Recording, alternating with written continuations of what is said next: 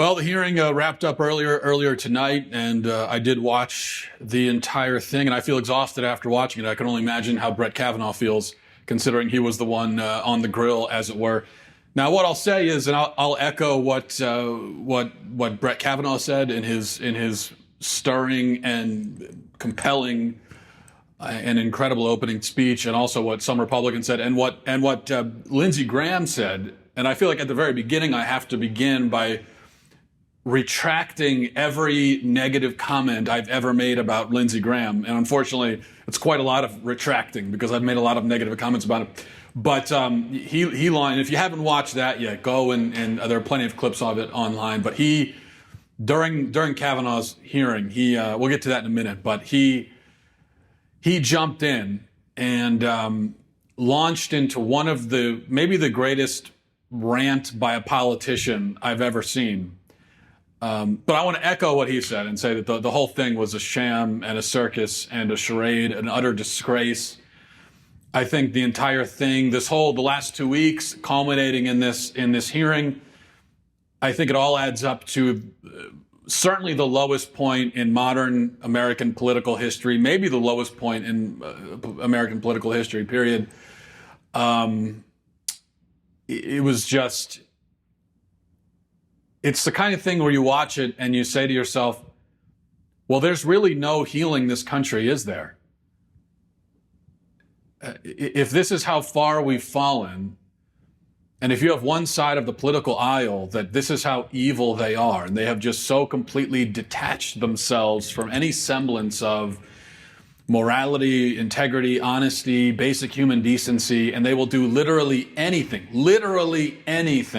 to destroy the people who come against them. If that's where we are, then, and more than that, more concerning than that, if we have half of the country who could watch something like that, who could sit down and watch all of that and see what's happened over the last 2 weeks and see all of that and say, yeah, this is fair. This is right. This is how it should be. Those kinds of people, they're living in a different universe from me. And frankly, watching the hearing, all I kept thinking to myself is, now watching these Democrats and their despicable, disgraceful performance, all I could think is, I am ashamed to share a country with these people. I wish that I did not have to share a country with them. And the really incredible thing is that, like I said, I watched all 8 hours of it. So this was 8 hours I think if I'm doing math right, but 8 hours of a hearing, which was ostensibly to investigate and talk about a sexual assault allegation. But the incredible thing is that in 8 hours and all of the many questions that were asked, almost none of the questions were actually about the sexual assault itself. Almost none of them. Christine Ford was up there, and of course the Democrats didn't ask her any questions. Just every time they had a chance, they took the opportunity to commend her on her bravery and then do a little campaign speech. And the Republicans outsourced their questioning to a sex crimes prosecutor who, oddly enough, showed little interest in talking about the alleged sex crime and figuring out whether or not it actually happened, or at least whether or not Brett Kavanaugh is the one who committed it, which is why she was there. Instead, she spent a lot of time talking about Christine Ford's travel arrangements and just all kinds of questions about what she was doing in the last 3 months, instead of homing in on what happened or didn't happen during the time in question in 1982 or whenever that event supposedly occurred. Now,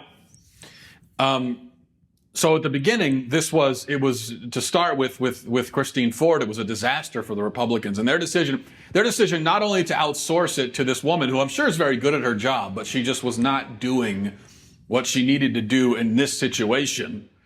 But not only that, but the format that they set up, which was the prosecutor could develop a line of questioning, and then that line of questioning would be punctuated every 5 minutes by a campaign speech from a Democrat. It was just, it was a total disaster. Going through it one by one, let's talk about Ford, then we'll talk about Kavanaugh. Now, Ford, she came across as competent and credible. Her performance was, in parts, stirring. It was emotionally involving, right? And so if we're evaluating her testimony rationally and objectively, now if we're evaluating her testimony emotionally, then you went away from it thinking, well, Brett Kavanaugh is guilty as hell. Until he got up there, and then he was emotional too, but we'll get to that in a second. If you're evaluating it rationally and objectively, however, her testimony was insufficient, and the entire presentation from the Democrats was grossly insufficient.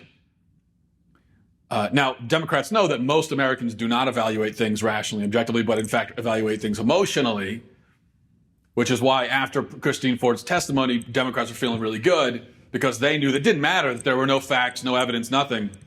That didn't matter. They had emotion on their side. Well, then Brett Kavanaugh went in there and he had some emotion of his own to show.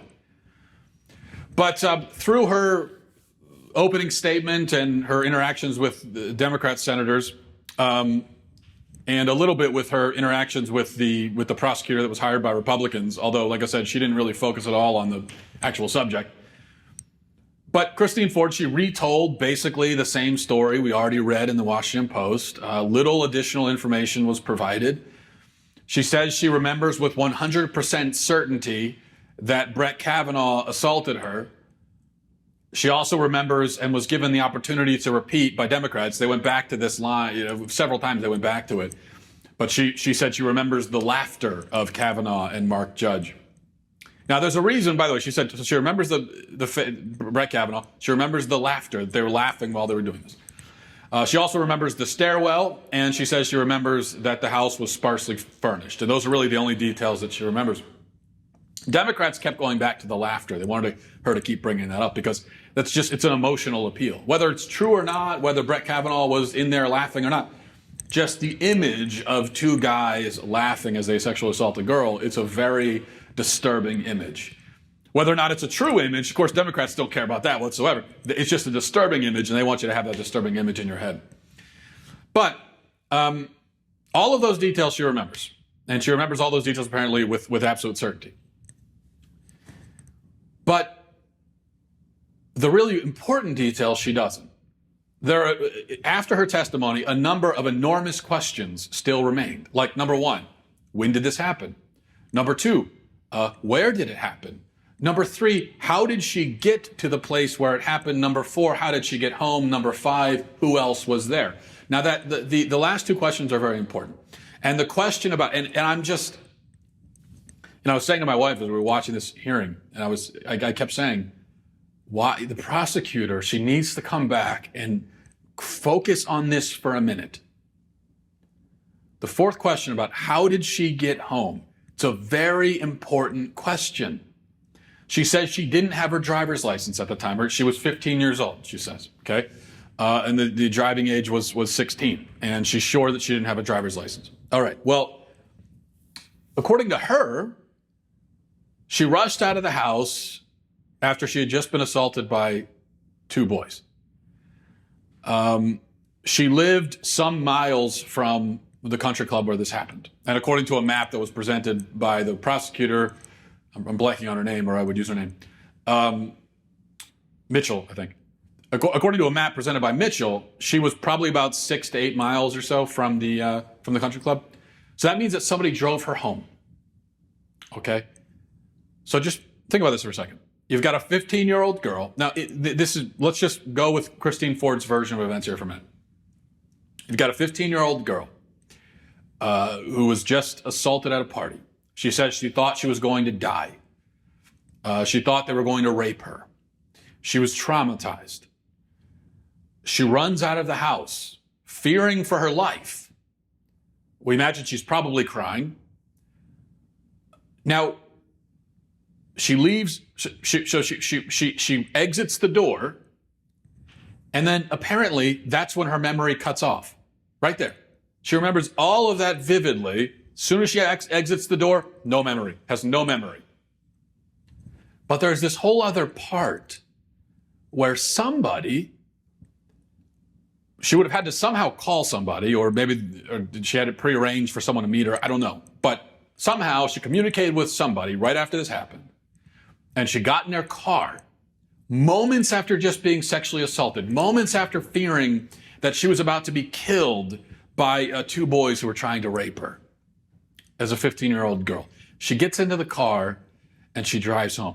This person, whoever that person is an extremely crucial witness because they can testify to her demeanor, her mental state. I mean, what was she like when you picked her up? Because if she was perfectly normal and bubbly and happy and everything was fine, then it's just impossible to believe that she was just moments ago sexually assaulted and she thought almost killed.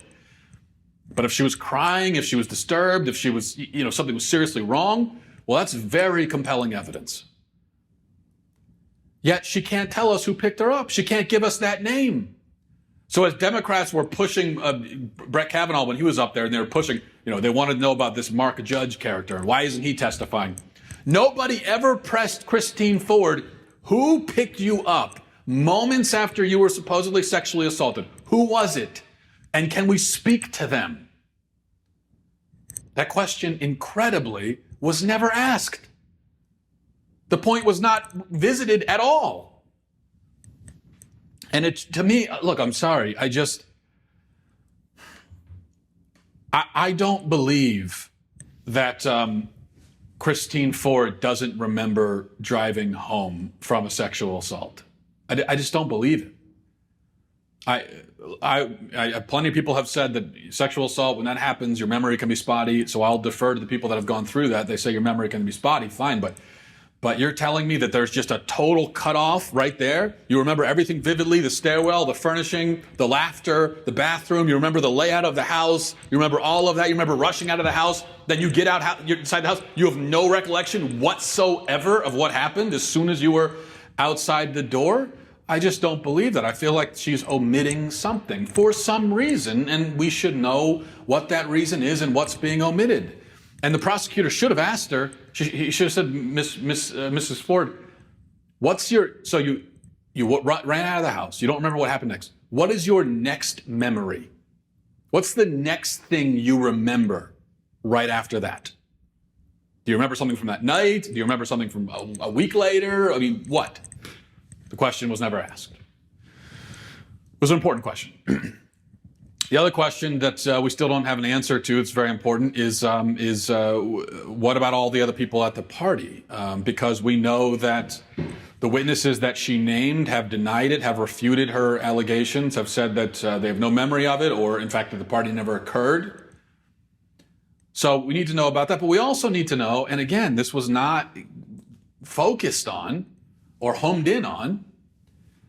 The prosecutor Mitchell alluded to it, but you're at a party, you say it's a small, quiet gathering.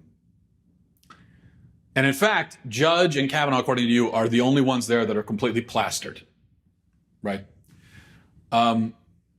Just a few people. Well, then you would say that you were sexually assaulted in a room upstairs. What were the other people doing during this time? Did they not hear the racket? Did they not wonder where these three people went? Your friends that were there, did they wonder why you disappeared into a bedroom with two drunk boys? They didn't ask you about it in school the next day. They didn't ask you about it when you came downstairs. So three people disappear into a bedroom at this quiet gathering. The two boys emerge. The girl runs out of the house. Nobody ever asks her about it, ever, and says, what happened to you? Again, it's an unanswered question. So the effect was, 3 hours of testimony from Christine Ford, and we got no closer to the truth. Now, Kavanaugh. On an emotional level, Kavanaugh behaved exactly as an innocent man would and should behave after being dragged through the mud and slandered by political con artists. I was very worried after watching the Fox interview. I was critical of him, and I said that, his performance just didn't cut it there. He was way too reserved. He was holding himself back way too much. He was not acting like a person should act if they're innocent and have been accused of this and are their families are being victimized by a coordinated smear campaign, and their whole lives and their families, everything's ruined. He wasn't acting like that in the Fox interview. Well, at the hearing, he acted like that. He came out swinging. He was angry, defiant, indignant. He was on the offensive.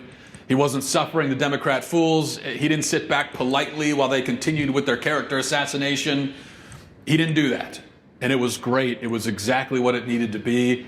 And I thought, look, emotionally, you see Christine Ford, and you're just evaluating emotionally without any biases, and you see that, and you're, okay, well, you sympathize with her. Well, then you see Ford, or you see Kavanaugh, how can you not sympathize with him? The man was emotional, angry, he got choked up at various different points, talking about his daughter and how this has affected her, talking about his parents, talking about how his life has been affected. It came across extremely authentic and sincere, which was the most important thing. And in my view, even better than Kavanaugh's opening statement, which was gripping, but I really liked the contentious and almost flippant way that he handled the embarrassing lines of questions from Democrats. Because that's exactly how an innocent man would act and should act when vulgar yearbook scribblings and inside jokes from his teenage years are being used to paint him as a serial gang rapist. I mean, the Democrats were up there asking about fart jokes that he made in high school and going back time and time again, asking, Judge Kavanaugh, did you drink beer? Yes, I did. Well, yes, but did you drink beer? Yes, I did. Well, but you drank beer, yes? I mean, you were consuming beer in high school. Were you not consuming beer? Yes, I did. Well, but let's stop for a minute. What about beer? Did you consume that? And just over and over and over again. They spent 3 hours asking about beer, jokes that he made. Listen, if you can be penalized legally for inside jokes that you have with your friends as a 17-year-old boy, well, then I'm going to be on death row, okay? If the content of your inside jokes and of your, general demeanor as a 17-year-old boy can be held against you, then I'm in a lot of trouble. I think a lot of guys are in trouble because teenage boys can tend to be vulgar. Yes, sometimes they can drink beer, and they can, that's just how they are. But the really important thing is the evidence. Ford had no material evidence, no witnesses. She could provide very few details. Kavanaugh, on the other hand, had material evidence in the form of his 1982 calendars. He had witnesses to refute the allegations against him. He could provide many details. There's a stark contrast between Christine Ford, who couldn't say yet, didn't know it. I mean, she couldn't even recount information and details from conversations she had in the last 3 months. Meanwhile, Brett Kavanaugh was like, okay, well, this is where I was. I can tell you where I was on July 2nd, 1982. And he had his calendar and he could do it. I mean, he was very organized in that way. They say that you can't prove a negative. A man cannot prove that he didn't do something, especially you can't prove that he didn't do something 35 years ago. Well, Brett Kavanaugh came about as close to clearing that hurdle as any person possibly ever could, okay? So, we're left with two options, okay? Either one of these people, Kavanaugh or Ford, are sociopathic liars who can cry on command and summon very convincing but fake emotions on live television. So they're sociopathic liars and they're great, great actors. Both of those things. That's one option. One option is that one of the two of them is that. Or they're both telling basically the truth as they see it. Okay? Now, if the second option is correct, that means that Christine Ford is mistaken. It means that, or it could mean that she's embellishing slightly. I mean, there could be some slight embellishments and so forth on both ends. So Christine Ford can be embellishing. Maybe Brett Kavanaugh could be. He was cross-examined about how much beer he drank. He was obviously trying to downplay that, but really, who cares how much beer he drank anyway? But